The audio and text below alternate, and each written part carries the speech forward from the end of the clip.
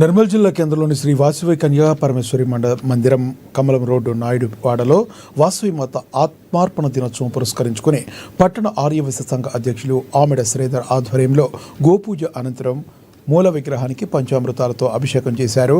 అనంతరం 18 మంది కన్నెపిల్లలకు మంగళ స్నానం హోమ కార్యక్రమం నిర్వహించారు. అనంతరం ఆలయ శిఖరానికి అభిషేకం చేపట్టారు. సుమారుగా 800 మంది భక్తులు ఈ కార్యక్రమంలో పాల్గొన్నారు.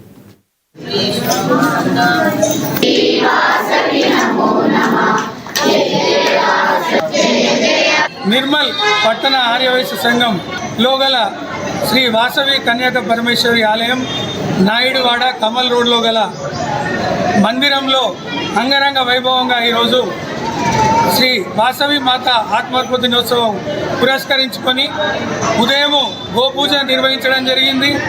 అనంతరము గణేష్ పూజ నిర్వహించిన తర్వాత 18 మంది కన్నెపిల్లలకు మంగళ స్నానాలతో మేళాలతో మనము అమ్మవారి అభిషేకాన్ని నిర్వహించడం జరిగింది. అనంతరము శిఖర శుద్ధి కార్యక్రమం కూడా ఉంటుంది.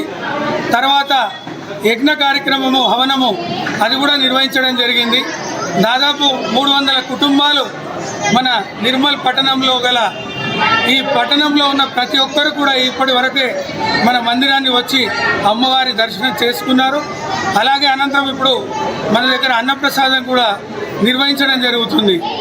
అలాగే అమ్మ ఆత్మార్పణ దినోత్సవం అంటే వాసవి మాత అమ్మవారు ఆ జగన్మాత ఆ అమ్మవారిని ఒక రాజు వశం చేసుకోవాలని చెప్పి ఆయన ప్రయత్నిస్తే నేను శివుడికి అంకితం అయిపోతున్నా అని చెప్పి తన శరీరాన్ని మొత్తం కూడా ఆత్మ బలిదానం ఇవ్వడం జరిగింది.